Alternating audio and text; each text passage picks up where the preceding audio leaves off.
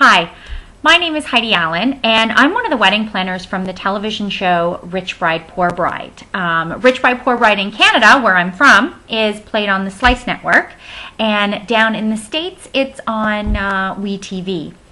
But why I'm doing this video today is because there are a lot of brides and grooms that watch the TV show, and they send me their questions on wedding planning. And I always love getting all of your emails. I truly do. But sometimes when I answer some of your emails with some of your questions, I always wonder, you know, there has to be more than just this particular person that sent me this email that wants this answer. There has to be other people that want the answer. So I decided that I would start doing these videos and hopefully reach out to, you know, a whole bunch of other brides that are going through the same thing that someone else might be going through and help them out. Because wedding planning, although some people say it's the most stressful thing on the planet, it isn't. Your wedding day is one of the most extraordinary days of your life.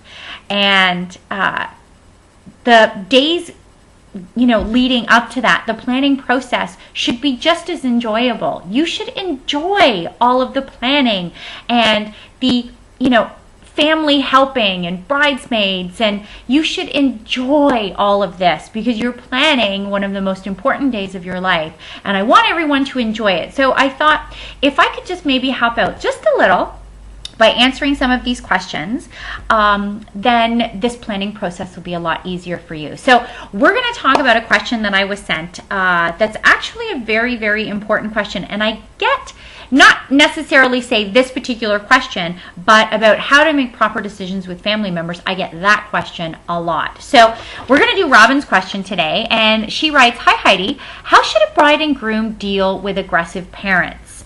We didn't want a church service, but my soon-to-be in-laws and parents are insisting on it. Very stressed and upset, Robin."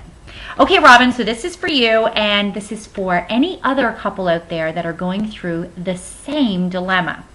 Now, I'm not just going to talk about a church. I want to talk about how to actually make decisions when family members are a part of this planning. So I'm going to presume in this instance that the parents are probably contributing money-wise to the wedding, and that's why they're insisting on a church service. Or maybe they're religious. At the end of the day, it doesn't really matter. It's how do you actually get through the planning process without pretty much killing each other when one wants something that the other doesn't. So what I always tell couples, and I always tell my couples, is from the get-go, you need to make a priority list as to what is most important to you and what is least important to you. Now, the thing is with a bride and groom, they're going to be completely different sometimes. And I need brides and grooms to make their own lists. So bride is going to put what she thinks her priority list is. Generally speaking, the wedding dress is at the very top. And then with a groom, he needs to do the same thing. Because this is how, for instance, a bride and groom is going to compromise on things. So, okay, so for instance, I'm just going to talk about the bride and groom. I'm going to get back to the parents in just a second. But with the bride and groom, and why these priority lists are so important is because, for instance, if the groom, one of the most important things to him is transportation, which in a lot of cases, for grooms it is. Transportation is up there. But say the flowers for him is at the bottom of the list, and for the bride, it's way up at the top. So when you're going and getting the flowers, groom, you may need to compromise a bit on exactly what she wants, because then you're going to expect that compromise from her. So that way, your planning process is always about compromise. And for instance, if you go, this is also pertaining to your budget as well, because then your priority list is for your budget as well. Now, parents. So your parents jump in and they're going on and on and on that they want something, and you're like, no, no, no, no. So for instance, in Robin's case, it was her parents and her in-laws all want her to get married at a church. So Robin and her groom need to look at their priority list now, and they need to see how important is the ceremony location to them. If their ceremony location was down 3/4 on, say, both lists, then maybe this is something you're going to want to compromise with the parents.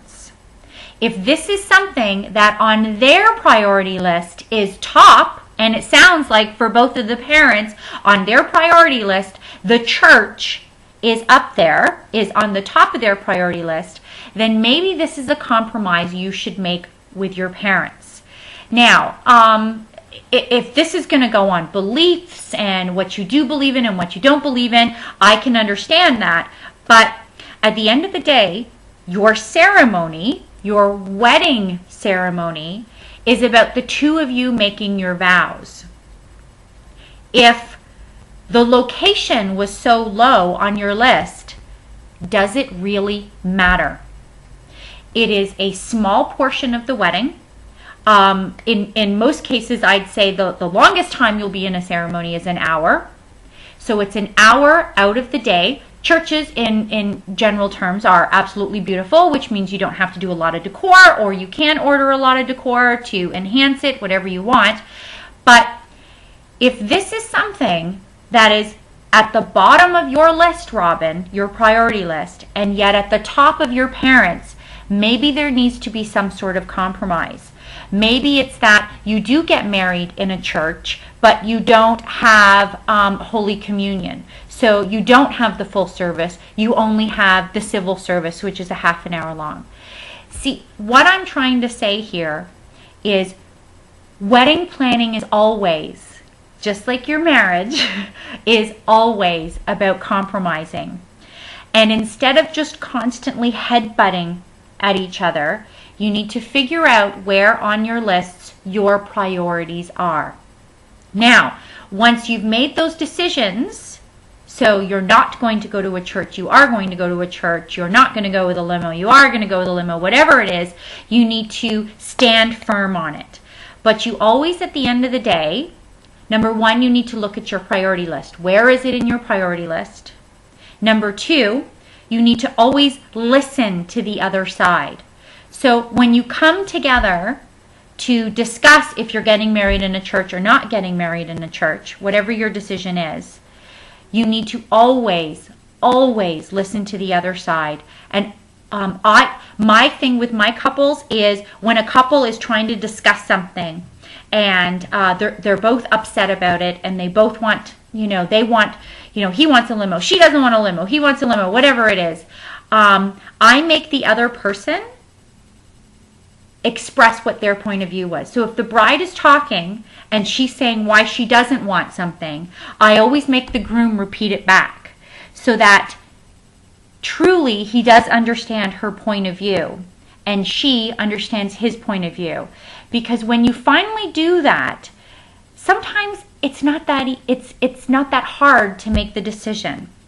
Now, I really hope I haven't complicated everything, but my biggest point here is everything is a priority and everybody has different priorities. And with those priorities, you can make really great compromises and you can make the planning process easier than you think.